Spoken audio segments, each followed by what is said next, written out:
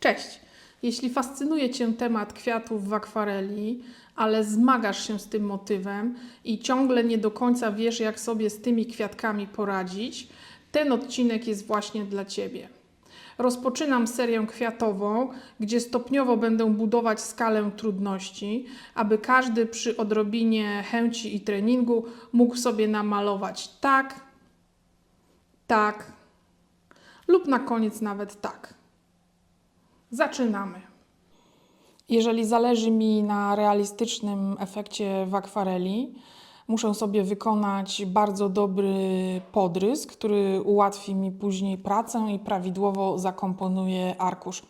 Jak to zrobić, zademonstruję markerem, żeby było lepiej widać na filmie. Tu mam zły przykład. Odczytujemy to jako kwiatek, ale wygląda to bardziej jak ilustracja albo nadruk, a nie jak realna rzecz, którą możemy zaobserwować w przyrodzie. Jest to po prostu zbyt idealnie symetryczne, zbyt równe. W naturze nie otrzymujemy takich efektów. Jak to teraz wszystko przenieść na arkusz, dopasować do swojego bloku?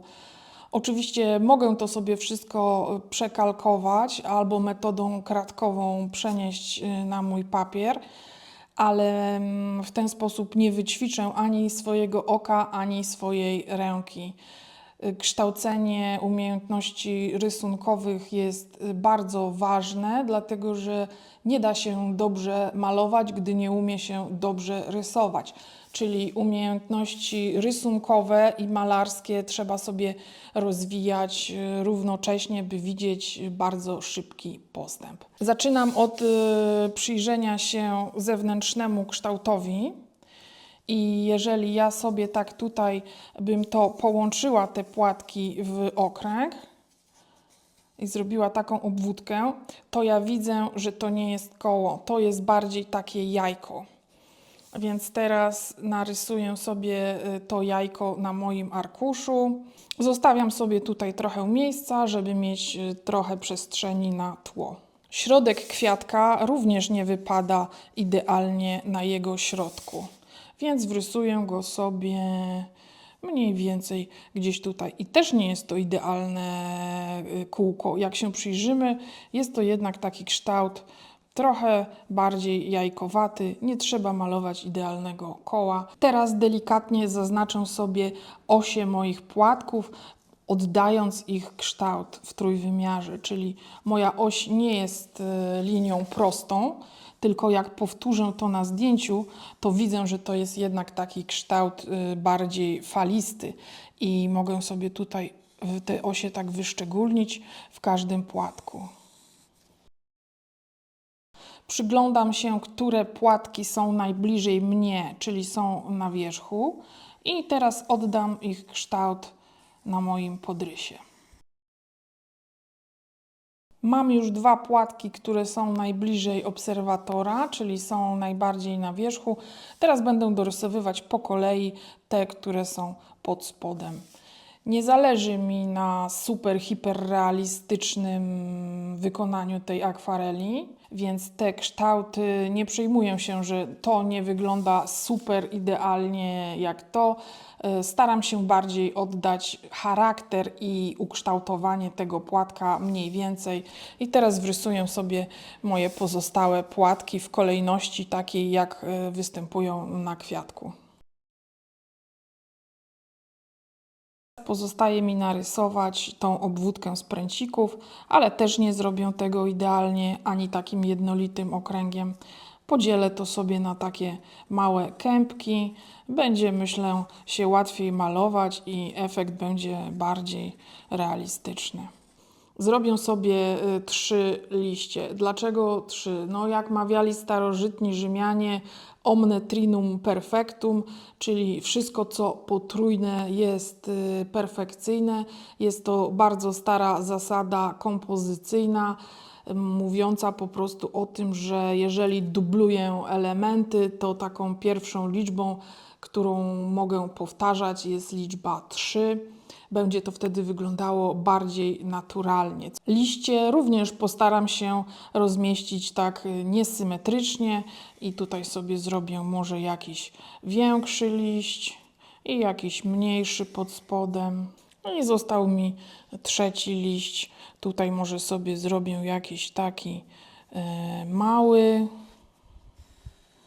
i na jego tle dorysuję jakiś taki największy.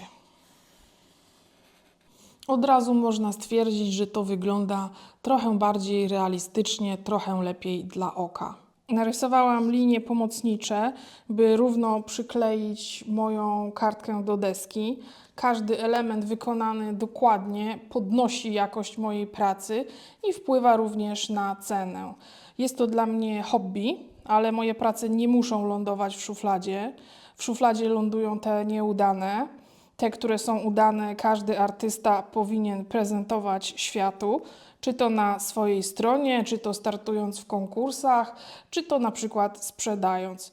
Monetyzowanie swojego hobby jest fajną drogą do zarobienia na następne materiały plastyczne, ale takie prace przeznaczone do sprzedaży muszą naprawdę mieć już wyższą jakość i być atrakcyjne dla kupującego. Kolory. Moją pracę wykonam dwoma triadami, triadą zimną i triadą ciepłą. Jest to kolejny przykład zastosowania liczby 3 w sztuce, 3, czyli triada. Są to kolory, które są w zestawie Daniela Smitha, tym podstawowym sześciokolorowym. Nie kupiłam tego zestawu, skompletowałam go sobie z tych kolorów, które już miałam. I dokupiłam z Romana Szmala te kosteczki, które mi brakowały. I w triadzie zimnej, którą namaluję kwiatek, mamy Hansa Yellow Light, Queen Rose i Phthalo Blue Green Shade. Są to kolory zimne, wysoce transparentne, dające bardzo neonowe, żywe kolory. Triada ciepła w tym zestawie składa się z New Gamboge, Pyrrole Scarlet i French Ultramarine. Jakich można używać zamienników? W triadzie zimnej zamiast Hansa Yellow Light można mieć każdy swój zimny niebieski, czyli na przykład Lemon Yellow, Cadmium Lemon Yellow, jakiś zimny niebieski. Zamiast różu kwinakrydonowego możemy użyć magenty, albo jakiegoś koloru, który ma nazwie w rose albo pink. Chodzi o to, żeby to był zimny różowy. Phthalo Blue to każdy, myślę, gdzieś ma. Jest to bardzo często powielany w zestawach kolor. Podobnie w triadzie ciepłej nie trzeba mieć dokładnie tych kolorów. Zamiast New Gamboge można użyć każdego swojego żółtego, ciepłego. Tak samo z czerwonym. Ultramaryna też jest bardzo popularna. Myślę, że to każdy ma. Czym się różni ultramaryna od ultramaryny francuskiej? Podobno tym, że ta francuska jest drobniej zmielona, mniej granuluje i w niektórych firmach ten kolor ma troszeczkę inny odcień niż te, które mają w nazwie samą ultramarynę. W akwareli botanicznej bardzo jest ważna czystość koloru. Tutaj mam zabrudzoną kosteczkę. Pokażę Wam teraz, jak ją umyć. Po prostu ją spsikuję spryskiwaczem i wylewam to na mój talerz. Po paru takich psiknięciach kostka jest bardzo dobrze wyczyszczona, a nie zmarnowałam dużo farby. Triada zimna, zwana triadą nowoczesną, bardzo dobrze nadaje się do malowania kwiatów, gdyż są to kolory wysoce transparentne. Po wyschnięciu dalej będzie przebijać mi spod spodu biel papieru, wytworzy się taki efekt, jakby te kwiatki świeciły same od spodu. Przyglądając się mojemu zdjęciu referencyjnemu, odbieram ten kwiatek jako biały, jednak patrząc szczegółowo na każdy płatek, widzę, że jest on pełen kolorów. Jednocześnie mamy kolory zimne, czyli niebieskie, i kolory ciepłe, jakiś taki żółto-pomarańczowy. Spróbuję sobie to teraz na próbę tutaj wymieszać. Sprawdzam sobie na brudno, jaki muszę wymieszać odcień na mojej głównej pracy. Kolory ciepłe skontrastuję z moim zimnym niebieskim, czyli Phthalo Blue. Dlaczego w każdym zestawie praktycznie mamy Phthalo Blue, a nikt go nie lubi? Dlatego, że ten kolor ma bardzo dużą siłę barwienia. Używamy go bardzo rozcieńczonego. ale jego największą zaletą jest jego transparentność. Możemy uzyskać fantastyczne odcienie prawie neonowego niebieskiego.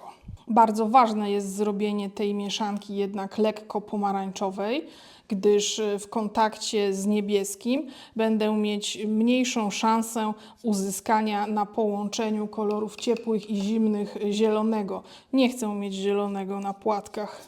Nawet mieszając na siłę mój pomarańczowy z niebieskim, dalej otrzymuję kolor całkiem przyjemny. Nie mam tutaj zielonego. Jeżeli w moim płatku użyłabym czystej żółci jako moich ciepłych walorów i położyła obok tego moje walory zimne, czyli niebieski, nieuchronnie otrzymam zielony. W mieszance prawidłowej, składającej się z 3 odcieni, nawet mieszając to na siłę, dalej po wyschnięciu otrzymam coś bardziej szarego lub bardziej brązowego niż zielonego.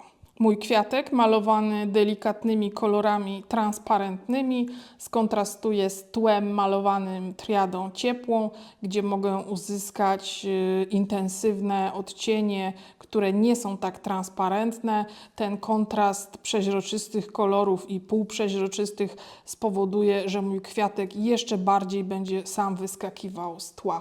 Triada ciepła, zwana też triadą dawnych mistrzów, pozwala uzyskiwać naturalne, ciepłe zielenie i moje mieszanki, które z tego uzyskuję, nie są tak neonowe w barwach, mają takie barwy bardziej naturalne. Jeżeli chcę uzyskać ciemny zielony z triady ciepłej, musi przeważać ultramaryna i mogę sobie uzyskać ciemną zieleń. Skleroza, moi drodzy. Zapomniałam, jak się nazywa ciemny zielony. Mogę uzyskać triadą ciepłą coś, co nawet będzie przypominać Perylene Green. A tutaj zrobię sobie próbkę Perylene Green. Moje próbki kolorystyczne z płatków wyschły już i widać tutaj, że połączenie pomarańczowego z niebieskim daje mi kolor, który jest jeszcze akceptowalny. Natomiast gdybym malowała czystym żółtym i czystym niebieskim, ewidentnie dostałabym zielonego kwiatka, a tego nie chcę. Na tym przykładzie widać, że teoria koloru, teoria triad ma dużo głębszy, praktyczny sens niż tylko bardzo nudny wykład, po którym nikt nic nie wie i nie wiadomo, co z tym zrobić. Ale jak tego używać szczegółowo, to jest opowieść na inny odcinek. Jeszcze jedna uwaga praktyczna. Jak będę malować poszczególne płatki, będę układać i kierować mój pędzel zgodnie z kształtem mojego płatka. Jeżeli zrobię to na oślep i pokoloruję go po prostu tak, no to nie będzie to efekt po wyschnięciu, który będzie przypominał realistyczny płatek. Szczególnie w kwiatach jest to ważne, żeby je malując już na samym początku oddawać pędzlem ich ukształtowanie. Sprawia to, że będą wyglądać bardziej realistycznie. W każdym pociągnięciu na moim płatku będę pędzlem oddawać kierunki i ich ukształtowanie w przestrzeni. Dzięki temu uzyskam od razu dużo lepszy efekt niż malując tak bezmyślnie. Kolejność malowania. Zacznę od płatków, które są najbliżej mnie, czyli tych dwóch. Później namaluję te, które są pod spodem, czyli ten i ten. I na samym końcu wykonam płatki, które są najdalej od obserwatora, czyli te dwa. Czystym pędzlem, dedykowanym tylko do namaczania, pokrywam wodą pierwszy płatek. Obszar, gdzie mam pręciki, zostawiam suchy. Dokładnie przyglądam się mojemu pierwszemu płatkowi. Patrzę, gdzie są obszary ciepłe, gdzie są obszary zimne, jaki mają odcień i intensywność. Powoli zacznę nakładać kolor od kolorów ciepłych.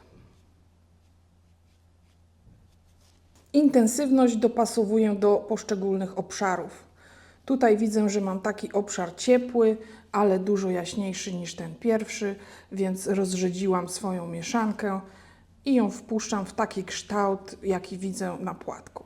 Tutaj na dole widzę, że mój ciepły obszar jest nawet trochę bardziej pomarańczowy niż te, więc dodaję różowego do mojej bazowej mieszanki i wpuszczam ten kolor, inspirując się tym, co widzę na zdjęciu. Nie pomijam również tej końcówki do samego centrum, również zamaluję ją tutaj na pomarańczowo. Zmieniam pędzel na ten, który dedykuję kolorom niebieskim i przyglądając się mojej strefie niebieskiej, tak ją tutaj wmaluję.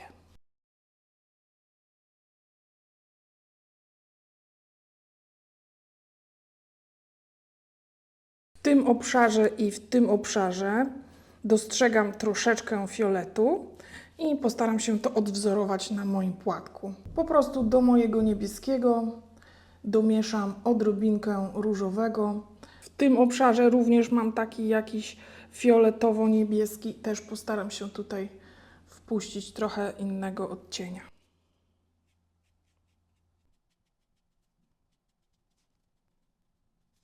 Porównuję to, co mam na arkuszu, z tym, co widzę na zdjęciu i mogę jeszcze dokonać ostatnich korekt.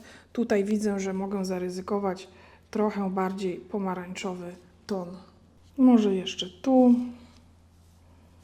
No i zdecydowanie przy moim centrum jest kolor bardziej pomarańczowy. Poprawię jeszcze ten obszar. Wydaje mi się, że tu jest trochę więcej fioletu. No i zdecydowanie tutaj na boczkach też. Staram się w tym nie dłubać. Raz położony kolor zostaje w tym miejscu i muszę się z tym pogodzić. Nadmierne dłubanie w tym spowoduje, że mój płatek i cały kwiat później stracą świeżość. Mój drugi płatek ma zdecydowanie inny schemat kolorystyczny niż pierwszy. Jest też dużo jaśniejszy.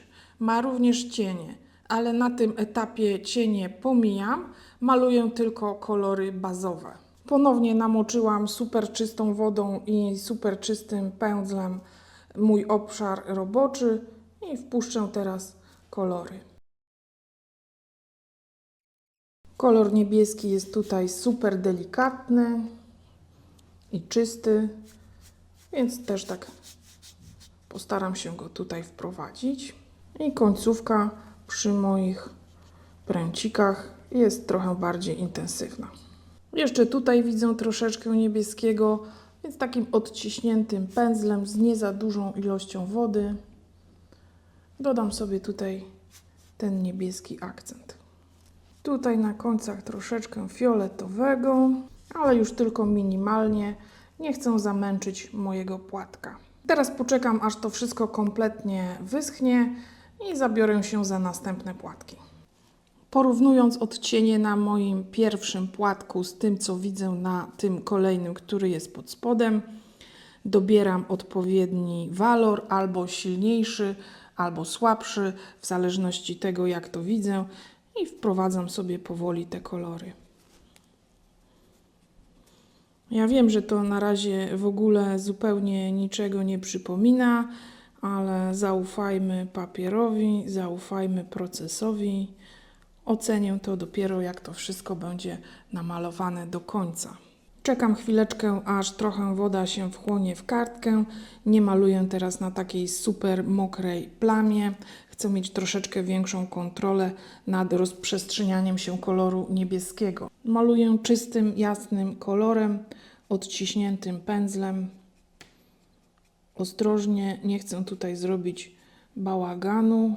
Na sam koniec odrobina bardziej fioletowej mieszanki, tam gdzie widzę cienie i fiolety. Teraz tego nie widać, ale po wyschnięciu ten fiolet będzie się bardzo wybijał, więc robię to ostrożnie. Kolejnym sekretem do otrzymania kwiatków, które wyglądają świeżo, jest używanie na cienie koloru niebieskiego lub fioletowego. Absolutnie nie polecam używania brązowego, ani tym bardziej szarości Payne'a, ani żadnego neutral tint, gdyż użycie tych kolorów spowoduje, że mój kwiatek będzie od razu wyglądał, jakby był zwiędnięty. Z czasem, kiedy nabierzecie wprawy i szybkości, można sobie malować 2 płatki naraz. Kolejny raz porównuję kolorystykę i natężenia mojego płatka do tych, które już mam. I rozkładam kolory, jak zawsze, malując od ciepłych do zimnych, od światła do cienia. Ten płatek ma super delikatne barwy w porównaniu do reszty i będę się starała to tak odwzorować. Wracam teraz do mojego górnego płatka i tutaj też wprowadzam kolory zimne. Na bieżąco kontroluję odcień i siłę mieszanki i powoli buduję mój kwiatek. Jak widać, przy odrobinie wprawy i szybkości można taki kwiatek dość sprawnie namalować, malując po prostu jednocześnie. Ale cały czas kontroluję suchość mojej kartki. Jeżeli nie mam wyrobionej tej prędkości i szybkości reakcji, to doradzam malowanie pojedynczo. Teraz wysuszę to wszystko suszarką i wmaluję dokładnie tak samo 2 ostatnie płatki. Środek jest intensywnie zielony, więc w mojej mieszance musi przeważać kolor żółty z minimalnym dodatkiem niebieskiego. Widzę, że tutaj jest nawet pomarańcz, więc też sobie wpuszczę pomarańczowy trochę z tej strony. A na dole dodam taki trochę bardziej trawiasty odcień, żeby zbudować trójwymiarowość. Pręciki w pierwszej warstwie pokryję intensywnym pomarańczem. Delikatnie zmieniam odcień mieszanki. Gdzieniegdzie zrobię bardziej żółtą, gdzieniegdzie bardziej intensywnie pomarańczową. Zmieniłam moją triadę na triadę ciepłą i wykonałam sobie 2 takie odcienie zielonego średniej intensywności i wmaluję teraz pierwszą warstwę tła. Mieszankę mam dość wodnistą, deskę ułożoną na płasko. Ja jestem praworęczna, więc będę malować w tą stronę. Jak ktoś jest leworęczny, to oczywiście maluję sobie w drugą. Uwaga techniczna. Jeżeli będę przenosić pędzel napełniony farbą nad moim kwiatkiem, będę to robić dookoła, ostrożnie, nie przez kwiatek. Nie chcę, żeby tu mi ciapła zielona farba. Zaczynam budować tło.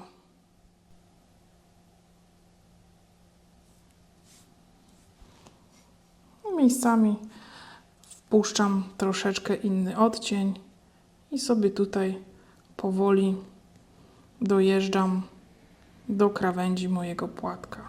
Zmieniam trochę kolor, żeby nie otrzymać tutaj ostrej krawędzi. Teraz będę malować równocześnie w 2 strony. Trochę tutaj, trochę z tej strony. Tutaj troszeczkę ciemniejszego i z powrotem z tej strony. I kontynuuję pracę dookoła. Tutaj mi kapło, ale nie wpadam w panikę. Biorę szybko czystą chusteczkę i jednym dotknięciem to podnoszę. Nie przeciągam. Jeżeli bym przeciągnęła, dostałabym zieloną kreskę. Żeby urozmaicić moje tło, wpuszczę gdzieniegdzie rozwodnione wtalo. Nie robię tak, gdyż nie chcę, żeby moje niebieskie wylądowało na moim kwiatku. Stawiam te znaczki pędzlem. Staram się je rozmieścić nieregularnie w paru miejscach. To samo wykonam rozwodnionym ciepłym żółtym. Po namalowaniu pierwszej warstwy tła i otoczeniu mojego kwiatu kolorami zaczyna to już przypominać trochę bardziej pracę. Zostawię teraz to naturalnie do wyschnięcia. Druga warstwa tła. Wykonałam sobie taki wodnisty, ciemny, zielony, moją triadą ciepłą, nawet z dodatkiem odrobiny czerwieni. I teraz techniką negatywu wytnę moje liście z tła, malując wszystko poza tymi liściami, które naszkicowałam na samym początku. Może podbiję cień pod moim liściem. Tutaj jeszcze trochę w narożniku. Pierwsza sekcja jest gotowa. Teraz czas na drugi fragment. Tam, gdzie trudno mi trafić dużym pędzlem, dokańczam sobie cieńszym pędzelkiem. I tutaj pod liściami dodam troszeczkę ciemniejszego waloru. Zbuduję trochę więcej głębi. Żeby było mi łatwiej pracować nad ostatnią sekcją, obrócę sobie deskę. Będzie mi się lepiej malować. Żeby się nie pomylić, gdzie są światła, a gdzie cienie, obracam z powrotem deskę do prawidłowego położenia. I tam, gdzie jeszcze mam dużo farby i widzę, że papier jest mokry, mogę sobie dodać dodatkowe cienie. Wmaluję jakieś takie kształty sugerujące jakieś liście głębiej w tle. Tak jak poprzednio, jeszcze kilka kropeczek. Patrzę na pracę pod kątem i dodaję to tylko tam, gdzie widzę, że mam jeszcze dużo wody na kartce. Tym sposobem, malując techniką negatywu w bardzo prosty i szybki sposób, uzyskałam jasne liście na ciemnym tle. Wykańczanie pracy rozpocznę od cieniowania liści. Na zdjęciu referencyjnym widzę, że światło pada tak i rzuca mi cienie po prawej stronie, więc mogę sobie śmiało tutaj domalować cień. Czystym pędzlem szybko rozmiękczam tą krawędź. Cienie na liściach wykonuję triadą ciepłą, tak jak tło. I jest to taki kolor zielono-niebieski. Wytnę jeszcze tego liścia. Szybko rozmiękczam jej brzegi. I tak samo postępuję z tej strony. Wyróżnię jeszcze, że ten liść jest wyżej, poprawiając jego krawędź kolorem mojego cienia. Przed rozmiękczaniem cieni płuczę i odciskam mój czysty pędzel. Żeby nadać moim liściom trochę więcej charakteru, wymyję na nich żyłki drapakiem. Robię to delikatnie. Nie chcę podnosić koloru do białej kartki. Raczej tylko tak zasugerować, że mój liść ma jakieś żyłki. Nie robię tego po linii prostej, raczej po łukach. Liść jest przecież w trójwymiarze, nie jest płaski. I tak samo postąpię na kolejnych liściach, ale staram się pilnować i ograniczyć to do minimum. Liście nie są moim głównym tematem pracy, więc detale na nich nie muszą być bardzo rozbudowane. Żeby bardziej związać moje liście z tłem i uniknąć takiego efektu wycinanki nożyczkami, gdzieniegdzie na tych najdalszych liściach rozmiękczę te połączenia z tłem. Do rozmiękczania wezmę jednak bardziej miękki pędzel, bo ten drapak za mocno zbiera kolor. I tak samo postąpię gdzieniegdzie na pozostałych liściach. Wracam do triady zimnej i kolorem fioletowym, który wymieszałam sobie z różowego i niebieskiego. Wmaluję teraz cienie na kwiatkach. Cienie na kwiatkach malujemy fioletowym albo niebieskim, żeby nie zniszczyć ich świeżości. Jeżeli wmalowałabym tu teraz szary albo brązowy, mój kwiatek od razu wyglądałby zwiędnięty. To jest właśnie sekret świeżości kwiatów, odpowiedni kolor cienia. Wyjątkiem są kwiatki żółte, gdzie cienie malujemy pomarańczowym, i kwiatki pomarańczowe, gdzie cienie mają naturalny kolor brązowy i jest to jedyny taki wyjątek, że zalecam używanie innego koloru niż niebieski lub fioletowy. Cienie na płatkach zostawię z ostrymi krawędziami, żeby skontrastować je z cieniami, które mam na liściach. Cień pod tym płatkiem widzę, że jest bardziej niebieski, więc dodałam do mojej mieszanki więcej rzadkiego niebieskiego. I teraz tak jakoś to tutaj wmaluję mniej więcej tak, jak to jest na zdjęciu. I dociągam mój cień tam, gdzie go widzę, aż do samej krawędzi z środkiem kwiatka. I kolejny płatek, tutaj cień jest taki bardziej fioletowy. Teraz najtrudniejsze zadanie. Namaluję od ręki cały ten cień od moich pręcików. Widzę, że zaczyna się on kolorem niebieskim. Idzie jakoś tak. Tutaj ma troszeczkę więcej fioletu, więc wpuszczam fiolet. Idę dalej. Tutaj mam jakiś taki bardziej granatowy kolor, który zaczyna swoimi kształtami oddawać moje pręciki. To się jakoś tutaj łączy. Na tym płatku ten kolor jest tutaj w tym obszarze bardziej niebieski. Tu mam takie odnóżki. Tutaj cień od moich okrągłych pręcików. I ten kolor chodzi jakoś tutaj pod ten płatek do samego końca. Na tym płatku ta mieszanka jest bardziej fioletowa, więc zmieniam odcień i dalej kontynuuję mniej więcej takie wyobrażenie. Może tutaj przy centrum podbiję trochę fioletem. Kolorem pomarańczowym wytnę delikatnie moje pręciki, nadam im trochę więcej trójwymiarowości.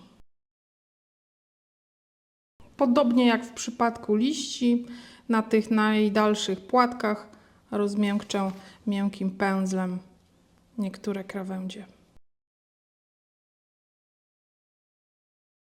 Może jeszcze trochę tutaj. Za każdym razem dokładnie płuczę i czyszczę mój pędzel. W ostatnim etapie wykonuję pręciki na tle mojego cienia poprzez podnoszenie farby pędzlem drapakiem. Myślę, że to wystarczy psucia tego obrazka.